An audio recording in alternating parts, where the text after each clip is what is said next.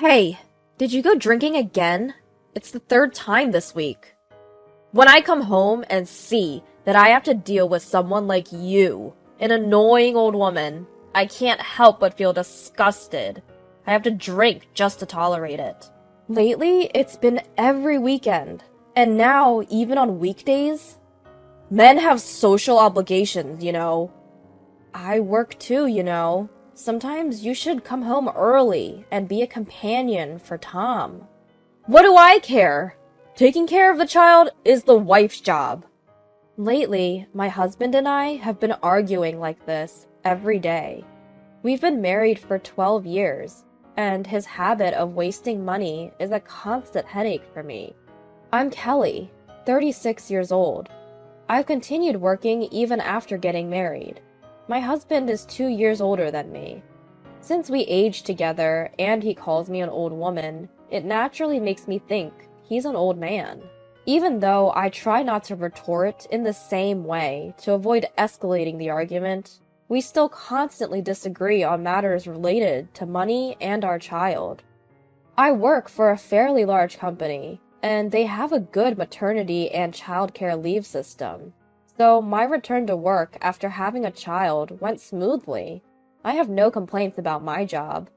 My husband also works for the same company, but he changed departments after my return, so we rarely see each other at work. My husband is currently in the sales department, so he has more social commitments than me in the general affairs department, and I understand that he often can't leave work on time. But still, I can't help but think about it. My husband has never once helped with dropping off or picking up our child from daycare. Hey, why don't you pick up our child from time to time? That's your job. Besides, I never even wanted a child in the first place. But the child is already born. It's pointless to say that now. You said that seeing him would make me feel attached, but that is not true. I don't feel attached to him at all. He doesn't even like me. That's because you never play with him. Even when Tom tries to talk to you, you ignore him. I want to relax on my days off. I can't be bothered to take care of the child. Our only son, Tom, is now in the 4th grade of elementary school. He's at an age where he can understand many things. He's surely aware that his father is indifferent towards him. Tom used to talk to him a lot when he was younger, but my husband would just give short and dismissive responses. Hey, Dad! Listen! What? I'm watching TV right now. Don't bother me. I'm sorry. Hey, you can't say things like that. Shut up! I'm tired from work every day. Unlike you in the general affairs department, sales requires a lot of consideration. Don't make me tired, even on my days off. It's the same old story. My husband is completely uninvolved in school events and parenting. He has never attended a parent-teacher day or a sports day. It feels like I'm practically a single mother.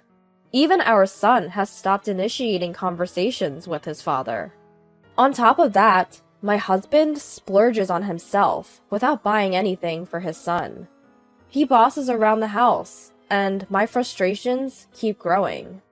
I try not to complain too much, but I can't help but do so, and there's a reason for that. Actually, when our child turned 3 years old, my husband's debt came to light. Since we both work, we split the living expenses, so I didn't know how my husband was using his salary. But since our child was born, our living expenses increased accordingly. Naturally, our respective shares of the expenses increased as well. We had an agreement to deposit predetermined amounts into a shared account for living expenses. However, even though we only increased it by $200 since our child was born, my husband frequently failed to deposit money on the specified date.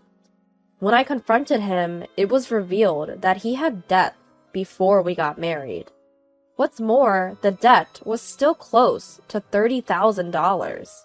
When I asked him what the debt was for, how much he has been paying each month, and when he expects to pay it off, he just laughed foolishly and said it seemed like it would never end. Well, I've been paying it off with revolving payments, so even if I pay, the balance doesn't decrease at all. What? For a moment, I couldn't believe what this man was saying. In short, he's been making purchases every month that exceed his payments, but because he pays it off with revolving payments, the amount he pays remains the same, and as a result, the balance hasn't been decreasing, but rather increasing over the years. I was filled with anger at how reckless he was. He didn't even have the awareness of being a father. To prevent further wasteful spending, I stopped all the credit cards he had at the time. Even though he grumbled quite a bit, I sternly asked him what he would do if the debt continued to increase and somehow managed to prevent him from using them. If it were money spent for the family, it would be one thing, but this was debt accumulated for his own luxury. It's only natural for an adult to take care of it themselves. However, because I wanted to repay it as soon as possible, I increased the monthly payment amount, so I ended up covering the majority of the living expenses. It has been 7 years since then, and the debt has long been paid off. Yet, the amount of money my husband contributes for living expenses is less than before. When I asked him to increase the money he covers for the living expenses, he came up with the excuse that I earn more and stubbornly refused to increase it. He thinks it's only natural for the one with a higher salary to contribute more as a family. My husband's sales performance is not great either. He's been left behind by his peers and is just rotting away, so he's not committed to his work. That's why he hasn't been promoted. I was promoted to the General Affairs Department manager 2 years ago. As a result, my salary increased compared to my husband's. However, my husband wasn't pleased with that either. I tried to give him advice to motivate him, but he didn't like that either. He said, "What do you know about sales? Don't meddle unnecessarily," and completely ignored my words. Since everything I said only led to arguments, I gradually became less inclined to say anything. Then, one day, my husband told me he was going back to his hometown for a high school reunion. To be clear, his parents had already passed away, and his older brother and his wife live in the family home. My husband and his brother don't get along well and have no interaction at all. They had a dispute over the inheritance when their father passed away 5 years ago. His brother and his wife had been taking care of my mother-in-law, who required nursing care for many years. My husband had completely stayed out of it. I also felt sorry about it, but I had work and couldn't easily go and help. Since our child was born, I had been handling most things on my own, so I couldn't visit my in-laws much, and my mother-in-law passed away 3 years before my father-in-law. That was 1 year before my husband's death came to light. So apparently, my father-in-law had left a will stating that all the assets should be left to my brother-in-law and his wife. I thought it was only natural and told my husband it was okay. However, my husband didn't like that and made outrageous claims. In the end, they reached an agreement to my brother-in-law paying the rightful share. But my brother-in-law got angry at my husband's attitude at the time and told him not to be involved anymore. Knowing all of that, I feel uncomfortable seeing my brother-in-law and his wife, and I haven't had any contact with them since my father-in-law passed away. With the money my husband received at that time, he settled his remaining debt. That's when I found out that even though he claimed he couldn't contribute to living expenses because he increased his revolving payment, he still had over half of the balance remaining. It was a ridiculous lie. He hadn't been contributing to living expenses under the pretense of increasing payments, but had been using it for his own entertainment expenses. It was absurd. When I complained about it, he shamelessly said, "Well, in the end, It got settled, didn't it? And it's because you stopped me from using my cards that my available money decreased. I have no choice but to get it from the living expenses. He completely brushed it off. That's how my brother-in-law cut ties with us. So even if he says he's going back to his hometown, there's no way he can stay at his family home. When I asked where he would be staying, he said he had booked a hotel nearby. It was somewhat sad to think that he couldn't even visit the house where he was born and raised, especially since he was returning to his hometown. However, I chose not to mention it, and saw him off. Daddy, aren't you leaving home today? Yeah, that's right. As I watched my husband happily leave, our son called out to him from behind. What's more, our son seemed somewhat pleased to know that his father wouldn't be coming home. It made me realize, once again, that my son didn't want his father to be around. And I realized that I felt the same way. Since it's Saturday and Mommy doesn't have work, why don't we go out and dine out? Really? Yeah. Yay! Feeling relieved that my husband isn't around, I started to think seriously about our future. But since that high school reunion day, my husband started going out more often. He goes out a lot, especially on his days off, and stays out all night more often. He seems unusually cheerful, and he keeps his cell phone close to him, whereas before he used to leave it lying around on the table. It seems like he even takes it with him to the bathroom and shower. It's suspicious, no matter how you look at it. Hey, you have been going out more often lately, haven't you? Where do you go? Just thought I'd work out a bit, so I've been going to the gym on my days off. You know, when you're in your late 30s, your physical strength starts to decline. Oh, really? Do gyms have accommodations too? No, but sometimes I end up having drinks with friends all night. When you are in good shape, you can drink more. I see. Are you going to keep exercising and play sports with Tom too? Yeah. That could be an option. His eyes were evasive. I looked at him with a cold gaze, thinking that if it was a lie, he could have come up with a better one. In my mind, my husband's affair was already confirmed. I could have hired a private investigator, but for the time being, I decided to follow him when he goes out. My husband boarded the train and got off at the station near his parents' house. There, a young woman was waiting in a car, and my husband happily got into the car. Since his behavior had changed after the reunion, I had assumed the woman was a former classmate, but she now clearly appeared to be in her 20s. Nevertheless, I couldn't help but think. He spends recklessly, doesn't spend time with our son, and now I suspect he's cheating. It has become ridiculous to even be together. I made up my mind to leave my husband and started preparing for it. Well, I'm heading out. I might stay at a friend's place tonight. Oh, I see. Take care. It was the perfect opportunity, or so I thought. However, just then, I discovered that my credit card was missing from my wallet. I remember having it there until yesterday. Since I hadn't taken it out or used it, I couldn't think of anywhere I might have lost it. I immediately contacted the credit card company and reported it as lost. They asked me for the last time I used it, but I couldn't remember exactly when it was. I checked the transaction records on my computer and provided them with the information. Fortunately, they informed me that it hadn't been used since then, so that was a relief. I hadn't lost it or taken it out of my wallet, so why did it disappear?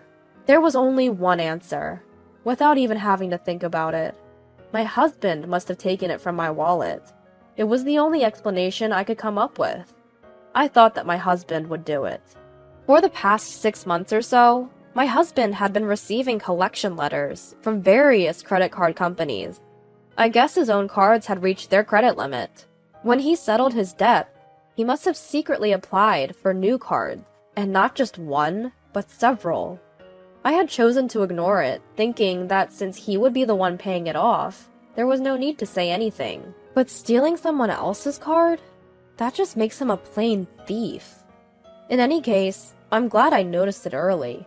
I started packing my husband's belongings right away. I know where he is. I had a private investigation agency find out who my husband's affair partner is. She's a 26-year-old woman who lives near his parents' house. She's about a decade younger than my husband. According to the investigation report, the woman he's been seeing is divorced and apparently moved back to her parents' house last year. Scott probably met her while she was working at the business hotel, where he stayed for a high school reunion. They lived in the same neighborhood and knew each other by sight, though they might have had an enjoyable chat. Scott has been frequently visiting her parents' house. He has known her parents by sight since he was a child, so maybe he feels comfortable going there. But do her parents let him stay over, even though they know he's still married? Well, that doesn't matter. I loaded Scott's belongings into the truck that arrived shortly and sent them off. Next up is our turn. I've canceled the credit card. Shall we move out too, Tom? Yeah, let's do that. Tom seems quite excited. When I told him we're going to live separately from his father, he responded, "Absolutely." Just as Scott had long ceased to be my husband in my heart, he had ceased to be a father in Tom's eyes. I regretted that I didn't make this decision sooner. By nightfall, we had moved in our new place. We had completely moved out of the house we had been renting, turned off all utilities, and returned the keys in the presence of the real estate agent. While Tom and I were discussing what to have for dinner, a call came from Scott. "Hey! What the hell is this? Why are you sending me my stuff? Everyone here is shocked." "Well, you seem to be spending a lot of nights there. I thought it would be convenient if you had your personal belongings there." "Stop kidding! Because of you, now Marilyn's parents know that I'm still married. You put the divorce papers in the shipment. Anyway, how did you know where I am?" "I hired a private investigator." Scott seemed to think his affair was still a secret. I was taken too lightly. "Your actions are obvious. I was certain about the affair, but I didn't want to bother investigating who the woman was, as I also have a job. Besides, I wanted solid proof." "Proof? It's better to have evidence of the affair to get as much educational expenses for our son as possible." "When I come home, you'll pay for this." "Home? Where's that?" "Of course, I mean our house." "Oh, I see. You still had the intention of coming back home. That's surprising." Just as the saying goes, it seemed like my husband Scott came back to our home the following day. He must have been shocked to see our old house. Despite the fact that I had sent him filled out divorce papers, it puzzles me why he would think that I would still be in that house. What's more, he tried to use my card today, and was embarrassed to find out that it didn't work. "Well, of course. I reported the card as missing. Oh, and I also reported it as stolen to the police." "What?" Scott's voice was high-pitched. It was obvious that he was anxious about possibly being arrested. But to tell you the truth, I wouldn't be satisfied unless he felt at least that much. I did report it to the police, but sadly, they said that as Scott was a family member, he wouldn't be charged with theft. Furthermore, according to the credit card company, if a family member living with you steals and uses your credit card, it's considered the card owner's responsibility, so the charges won't be waived, which means that I have to pay. I wish I had noticed before it had been used. Scott's infidelity was proven, and the divorce went smoothly. I reported my divorce to the company. As my last name would change, it's a rule to report it as soon as possible when a divorce happens. Incidentally, when I was asked the reason, I slipped out, "because of Scott's infidelity," and the news quickly spread throughout the company. As a result, Scott has earned the scorn of his colleagues and seems to be getting a lot of cold looks. Furthermore, our company has strict ethical guidelines, so Scott has been demoted and reassigned to work in a branch office. Up until now, I had been paying for most of our living expenses. So naturally, if he continues to spend money as he did before, he will run out. He seems to have finally realized this. In addition to being demoted and having his salary further reduced, he seems to be living in poverty due to having to pay child support, and for the lavish spending he did with his own card. He's been late with his payment. His car has been suspended, and he can't get a new one because he's failing all the credit checks. He contacted me asking to lower the educational expenses for our son, but I couldn't care less, and there's no way I would lower it. Naturally, I firmly refused. Then, he had the audacity to say that he broke up with the woman he cheated on me with and wanted to reconcile with me. That's even more unthinkable. "Never contact me again," I said, and hung up the phone. The woman Scott cheated with not only knew Scott was married, but also hadn't told her parents. It seems that her previous divorce was due to her own infidelity as well, and her parents were furious when they found out. They disowned her and kicked her out of the house. Whether she got my contact information from Scott or not, she also directly called me to ask me to reduce the educational expenses for our son. It's simply unimaginable that she would even come to me with such a request. I refused, naturally, and she was sobbing on the other end of the line. Oh boy. I truly realized how tough being divorced is. Even so, now I'm living a very enjoyable life every day with my son, Tom. Tom seems to be much more relaxed and happier than when his dad was at home. If I had thought from the beginning that he wasn't there, there wouldn't be anything to expect. So it's truly refreshing. I plan to keep working hard at raising my son and my job from now on.